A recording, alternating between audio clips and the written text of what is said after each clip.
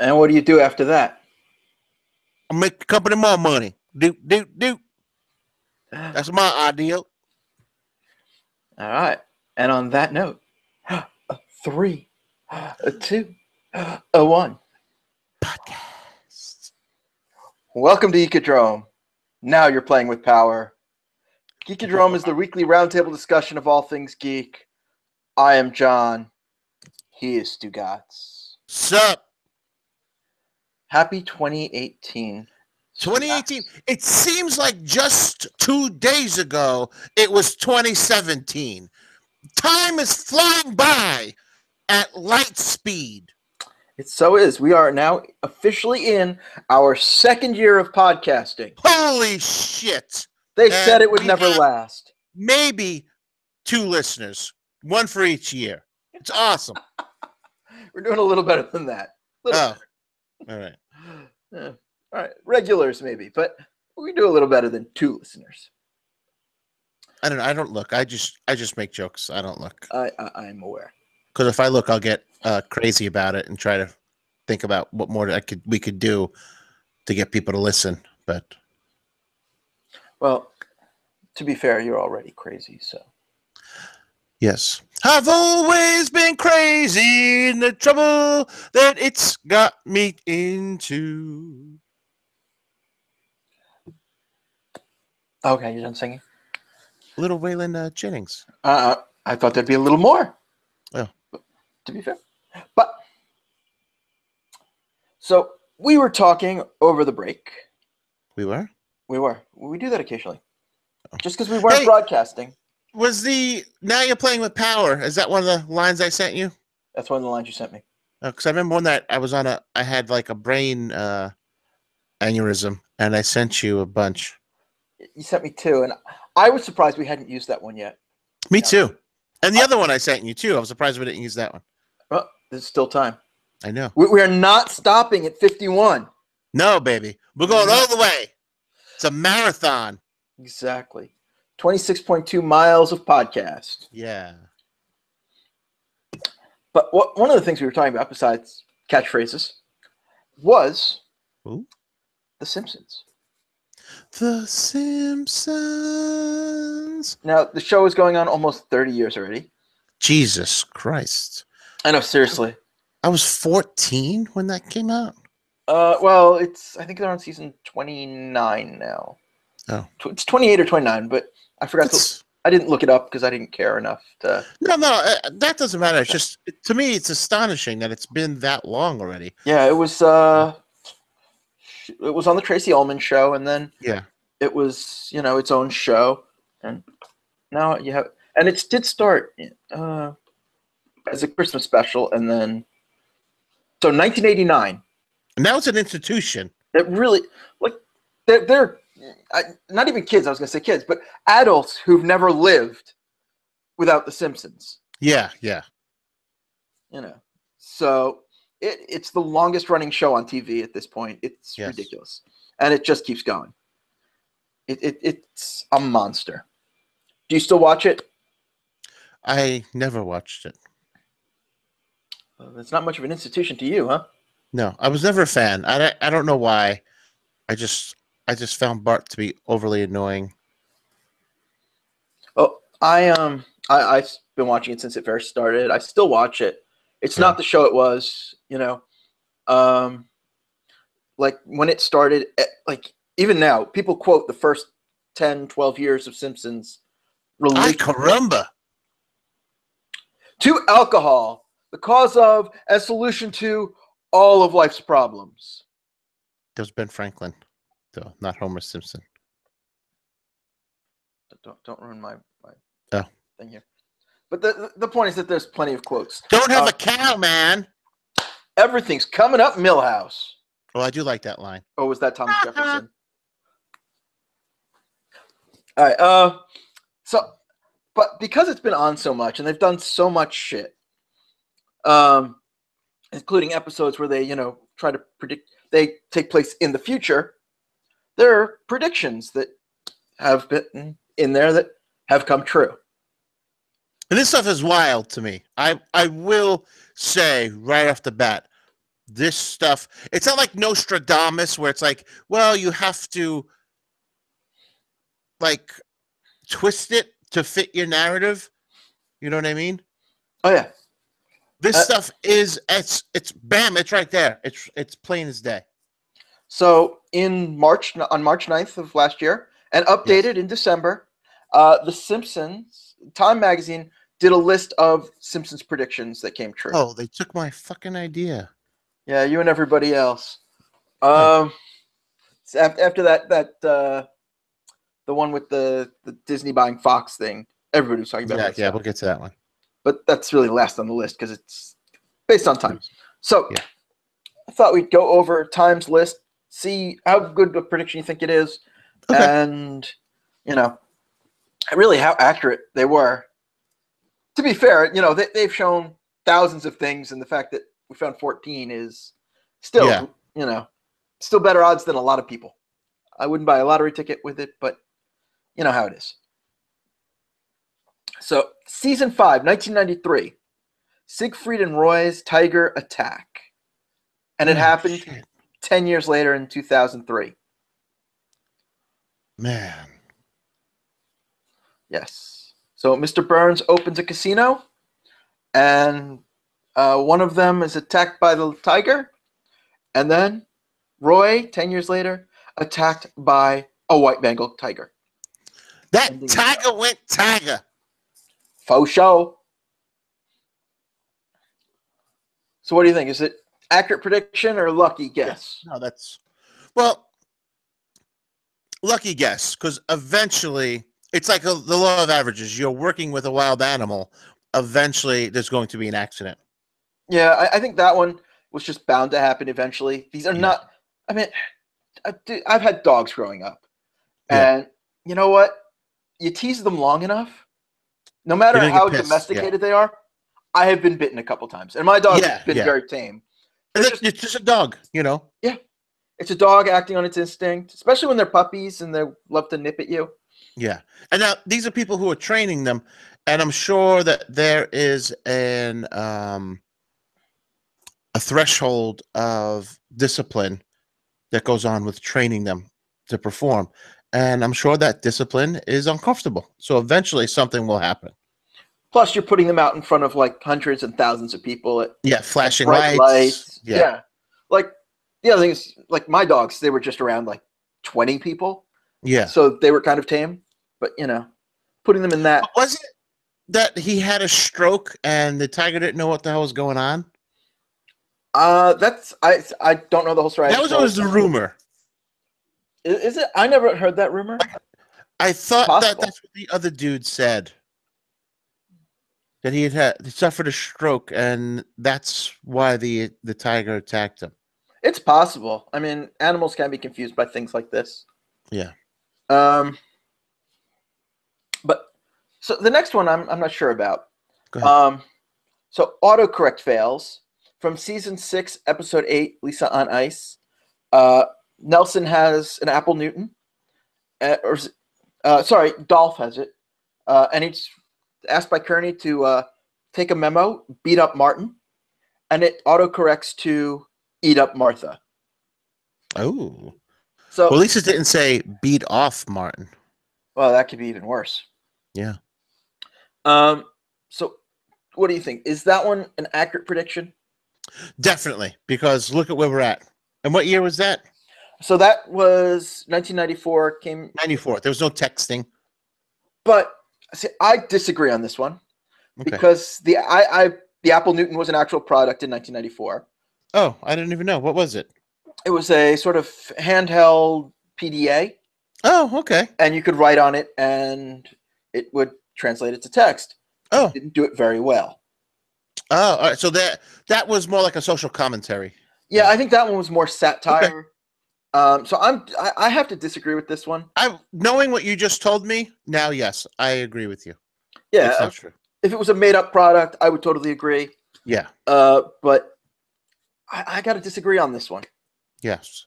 Although supposedly, according to this Time article, the developers at Apple knew about the episode, and when they were working on autocorrect, they would say "eat up Martha" as the code for you better get this right. Yeah. The next one, FaceTime. Ooh. Predicted in 1995, came true in 2010. Lisa talks with Marge using her phone's video chat capabilities, predating the popular FaceTime feature by 15 years. What did they call it? I don't think they did. I think they just, it was a call. I mean, because the Jetsons did it too. You know what I mean? Yeah, I think this is just something that was a sci-fi trope. Yeah. There's no picture here to show what that looked like. And it says phone. It doesn't say cell phone or anything like that. Yeah. I mean, I remember, like, was it Radio Shack or one of those had like a phone that had like a video. The video phone. Yes. Yeah. Made famous from the there's a scene in the film Mother with Albert Brooks and Debbie Reynolds where she's trying to learn how to use the video phone. Yeah. So again, I don't think social commentary. Yeah, I think it's social commentary on technology that they were trying to perfect at the time. Yeah. I got to disagree with that one. And the other part of that is that, like you said, it's very popular, very common thread in science fiction would be the video phone. Yeah, I mean, if I thought about it, I could go back and find a bunch of Star Trek, for example. Well, Star Trek, yeah, like the big screen on Star Trek. Yeah. I mean, a lot of cell phones, the flip phones, are based on the Star Trek, technology. Yeah. The StarTAC phone was actually because the guy who designed it was a fan of Star Trek. Yeah, which is still like the best phone ever made, the most durable phone ever made. I could throw it against the wall and make a phone call. It was kind of awesome. But like I don't think that's a prediction. It's just something that existed in sci-fi. Bless you.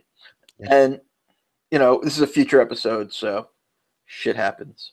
Yes. All right. So which takes us to Treehouse of Horror number 19. 19. From 2008. Okay. We have faulty voter machines. Oh.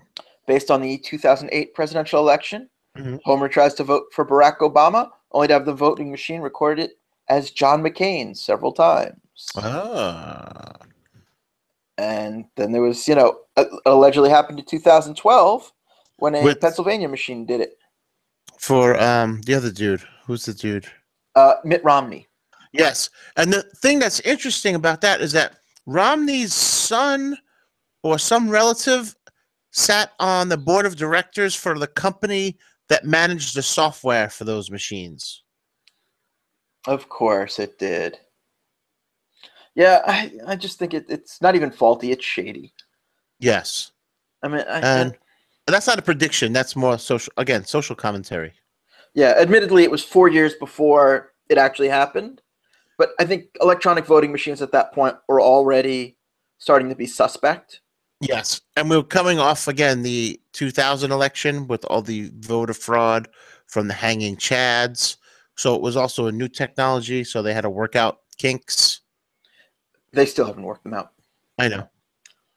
It just depends how your chad hangs, really. Yeah. To the left or to Mine hangs to the left when it's hot out. When it's cold out, my chads tend to hang up further. Yeah, they just tighten in and, Yeah. Shrinkage, baby. Shrinkage. It happens. It happens. So, bringing us to Season 10, Episode 2, in 1998, The God Particle, which was discovered in 2012 as the Higgs boson, which basically is a small particle that exists pretty much between atoms to take up space. And this one looks pretty accurate. Yeah. As a guess, I mean, there's always been theories of microparticles between like atoms, kind of thing, filling out space. And it seems like an accurate prediction to me on this one. All right, I agree. I don't know much about that stuff, so I'll take your word for it. Yeah, unfortunately, I don't deal enough in like that realm of science to really be the right one to comment on this. I know enough about it from reading, but the fact that Homer Simpson can figure it out, I believe in Homer. I do too. Homer is the man. So, in the Simpsons movie, in 2007, we had a scandal involving the NSA spying on people. Wait a second. The Simpsons movie was 2007? Yes. Holy shit. That was 10 years ago. I know. Isn't it hard to believe that was already 10 years ago? Like at the point. I really thought it was just like 3 or 4 years ago. I'm going to double check this one on the. It just doesn't seem that long ago. I know. I could have sworn I was living down here in Florida when that was a movie. I have it confirmed that. Wow. 2007. Man, oh man. What have I been doing for 10 fucking years, man? Just hanging out in Florida. Yeah. Well, no. I've only been here 7 years. Oh. Excuse me. Yeah, that crazy stuff. Yeah. So it was when you were still. I'm sorry. Here. I didn't mean to get off track there. And yet you didn't talk about it on the experience. No. Hard to believe. Oh. Yeah. Yeah. And that I talked about pop culture all the time on that. I know. But if you didn't watch The Simpsons, then you weren't going to watch the movie. Didn't matter. Yeah. Honestly, the movie didn't really appeal to anybody who didn't watch The Simpsons already. Okay. And it was at the point where The Simpsons wasn't quite as good as it used to be. The movie's all right.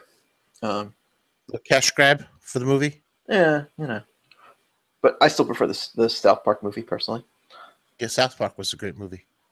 So, in the movie, the NSA is pretty much spying on people. Mm-hmm. And then Edward Snowden came out in 2013 and blew the whistle on the government doing that to people as well. Prediction. Yeah, I think that one's a fairly accurate prediction. Not necessarily the way they show it in the movie, where it's literally like thousands of nerds sitting in rows behind computer screens watching it all. But, the NSA definitely was listening in on people. Without a doubt. And it was confirmed by Snowden. So I think that one's an accurate prediction. Yes. Circle gets to square. Yes. All right. So taking us back to Lisa's wedding in 1995, which is the same episode that had the video screen. They're saying that it predicted the smartwatch. Oh. Now, this one happens to have a picture. And it's sort of like a flip phone on a watch. Okay.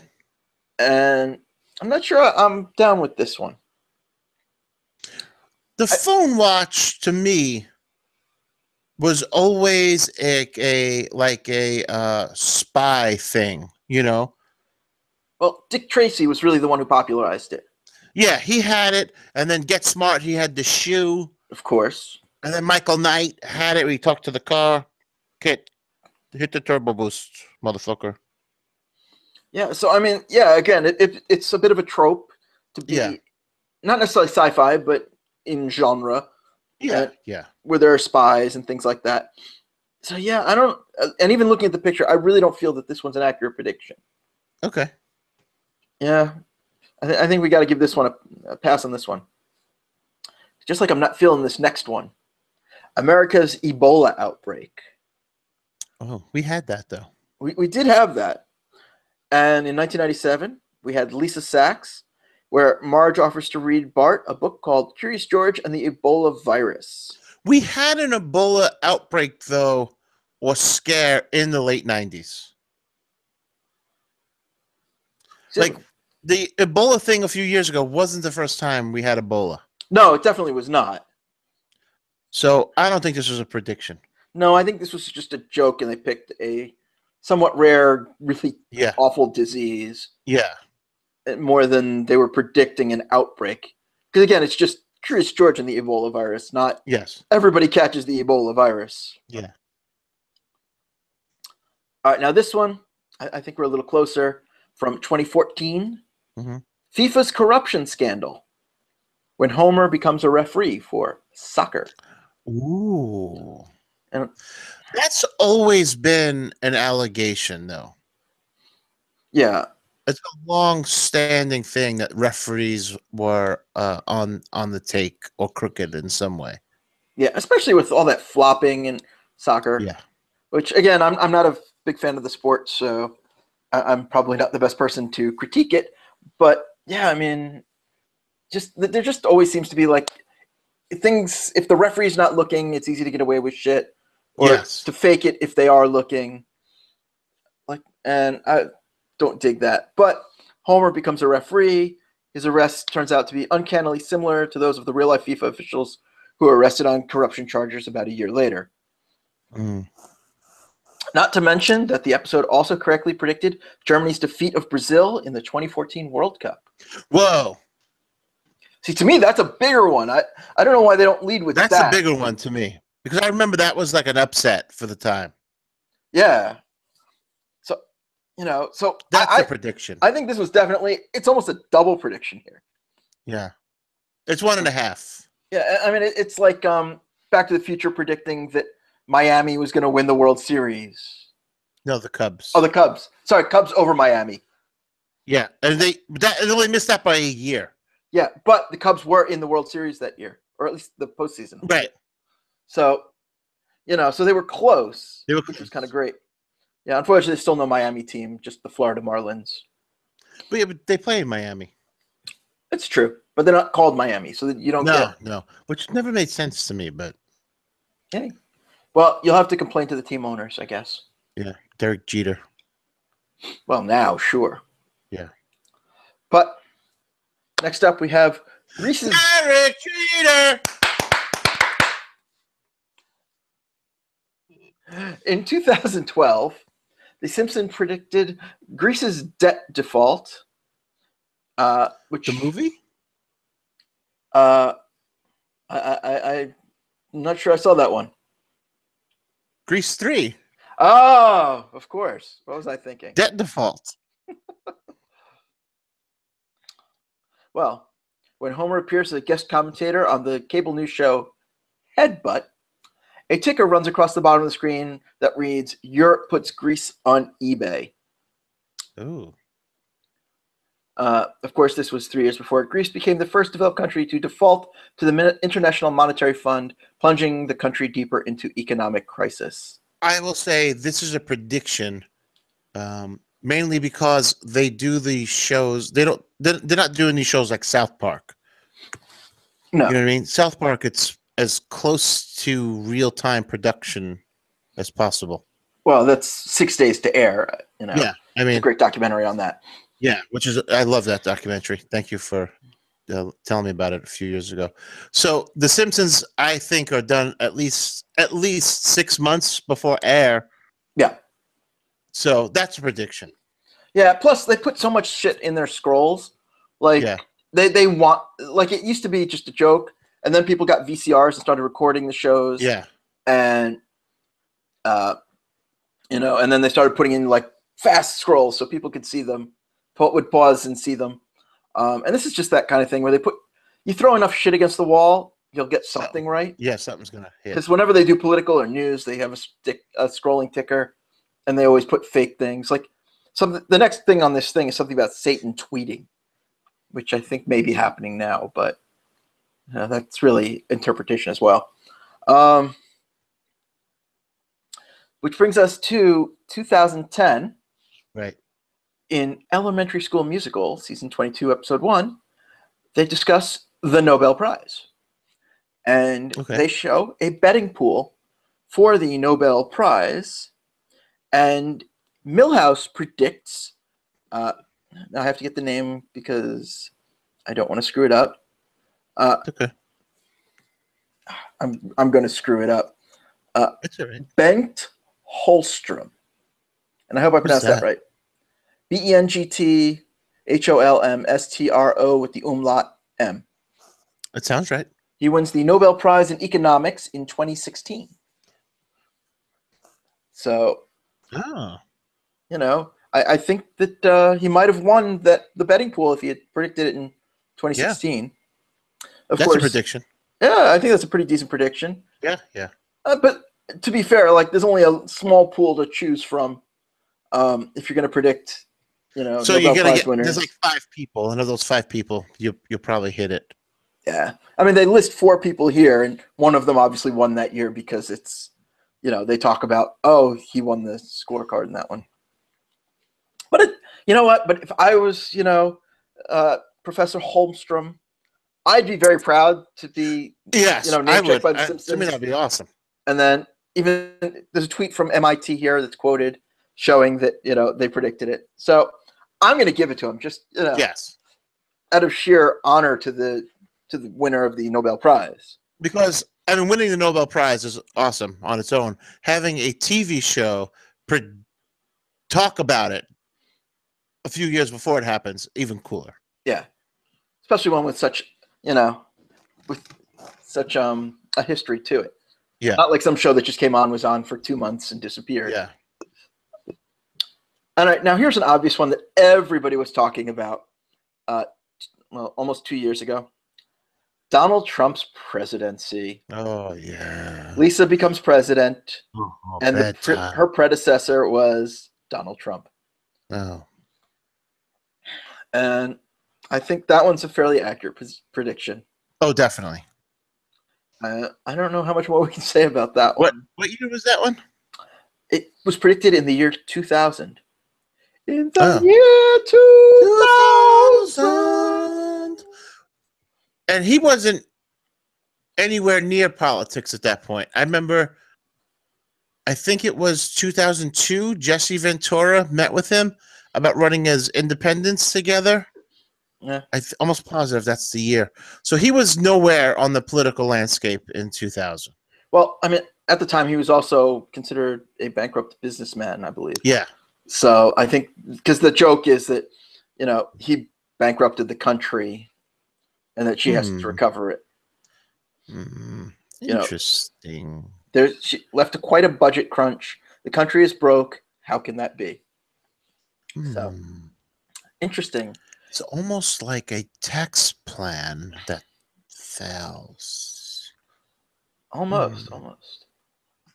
So I think, I guess we either have another 3 years or another 7 years to find out if Lisa Simpson is our next president of the United States. Oh my God, please, Lisa Simpson, save us. You're our only hope. So I don't want to get political, but, she does have quite a budget crunch to inherit from President Trump. Yes. So here we go. Season 23, episode 22, Lady Gaga's halftime show. Predicted in 2012. Came true in 2017. She's basically hanging from a rope. In the Simpsons version, she has fireworks shooting from her boobs, which they did not do at the Super Bowl last year. That's pretty accurate because they're pretty fabulous boobs. Yeah, well. But they both wore these silver, I don't know how to describe it, but I'll go with their word and say ensemble. Okay. And although she wasn't called Lady Gaga on The Simpsons. She was Lady Google. Yeah, I forget what the character's name was. Like that lady with the Google Home video that's going viral right now. Hey, Google. Hey, Google. You know this video? No, I haven't seen this. I'm going to send this to you. I'll send it. I'm not doing it justice, but hey, Google. We should have a shirt that says, hey, Google. Hey, Google. All right, and we'll have to throw up the link on the show notes so people can check it out. Yes, I will send it to you. So, looking at these pictures, I got to go. They were pretty accurate in their prediction. Yeah. Like, if it didn't look like they were wearing the same outfits and whatever, yes, then I'd be like, all right, that's just, them doing a bit.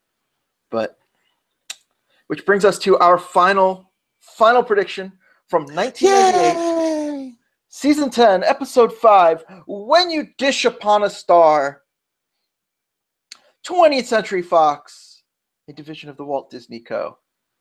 What do you think? Fast forward to 2017. Yes.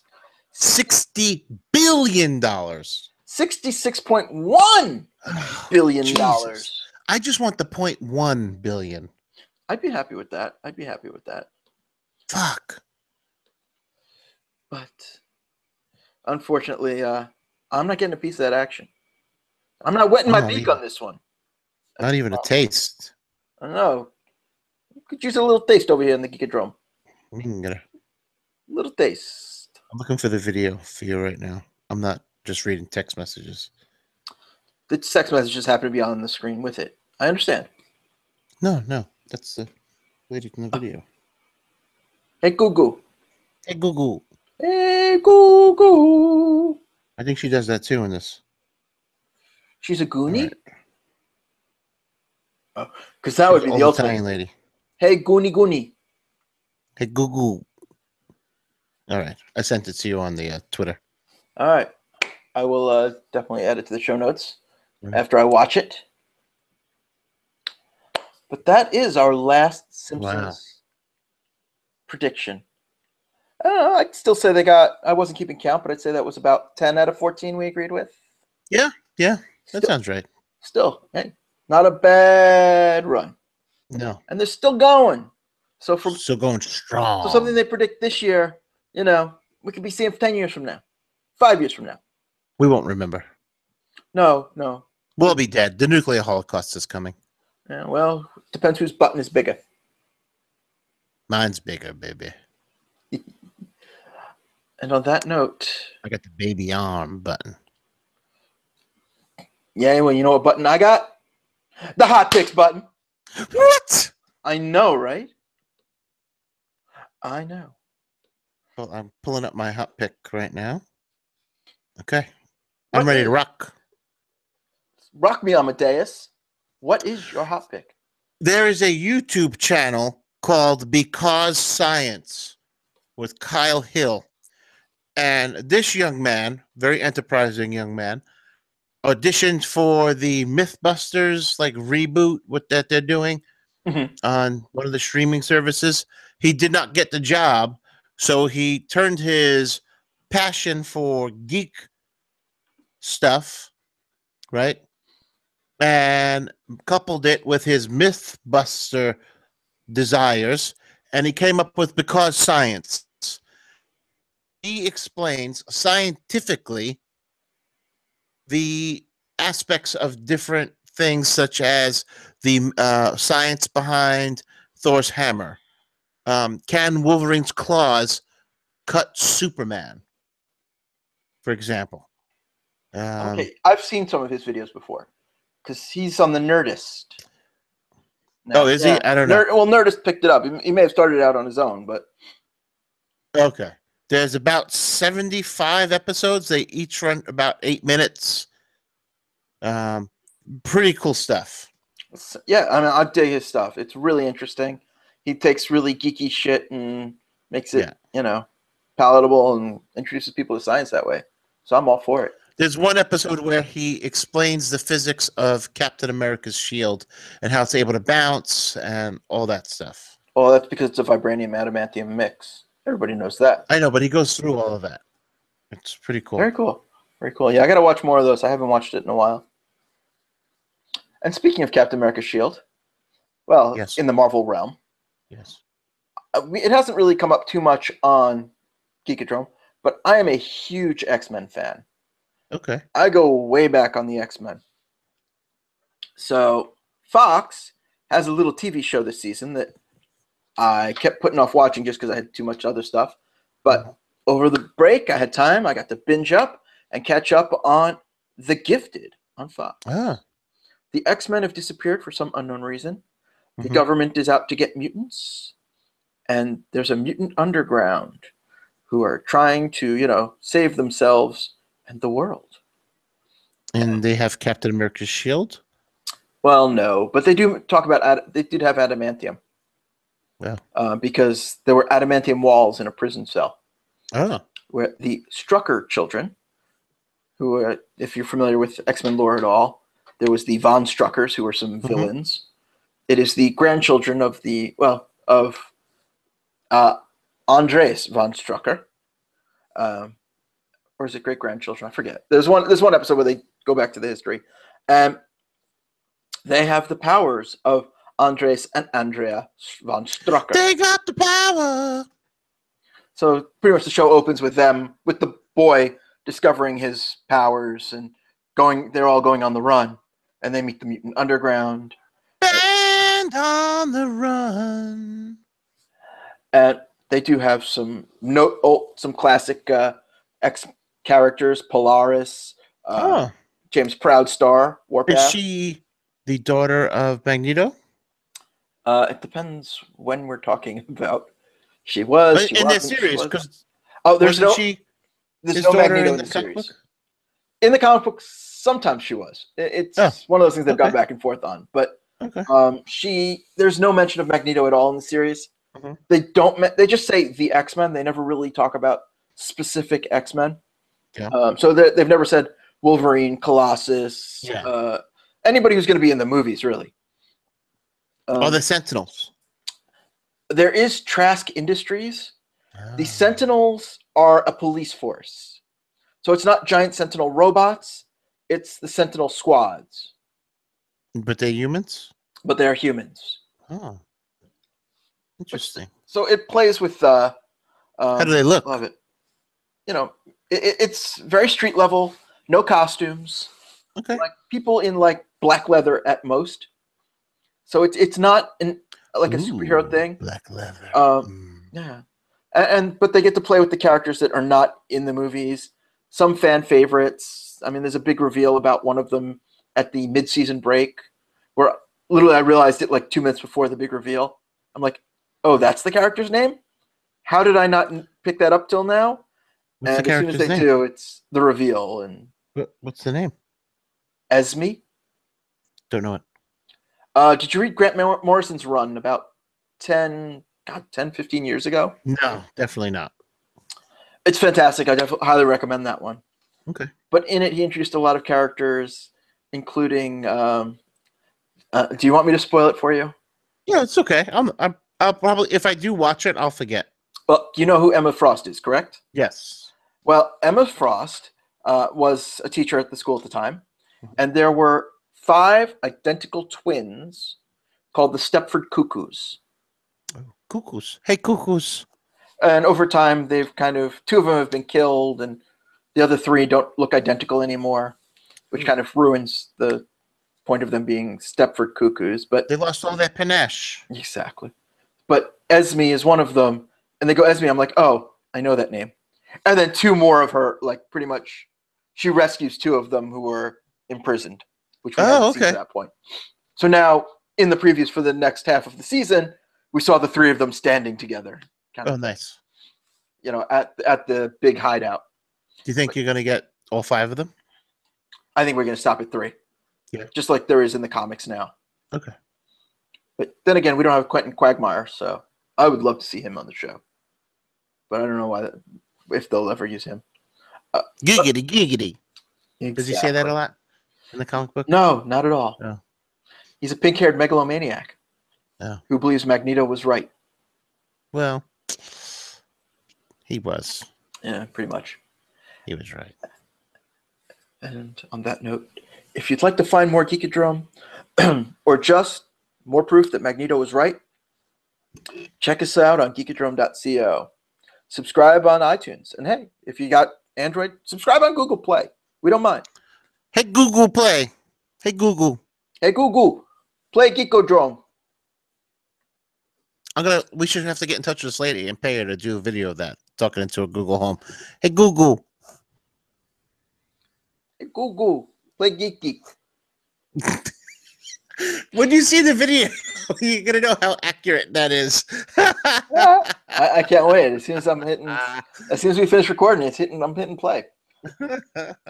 And if you want to tell us how much you love that video, we're on Twitter at Geekodrome Pod and on Facebook at Geekodrome Podcast. I'm John. You want to hit me directly? I'm at Just John. Stugots over there? He's at Don Stugots. That's me. And not only is he on the Twitter, but he hosts the Eat Up Show on Monday nights on the Facebooks. Yes. Well, we didn't do a show this Monday because it was New Year's Day. I figured. So there will be something that I do tomorrow or Thursday that'll be perfect for this winter weather that we are all enduring. I can't wait because we're getting snow here in the next I know. day. Let me tell you, you're going to want to go to the store and stock up on what I show you how to make this week. Well, you better send me the ingredients ahead of time so I can make it, in tandem. Okay, I will. We can make it in tandem. And until next week, when we're all cooked up on Stugots' Eat Up, it'll be too sweet.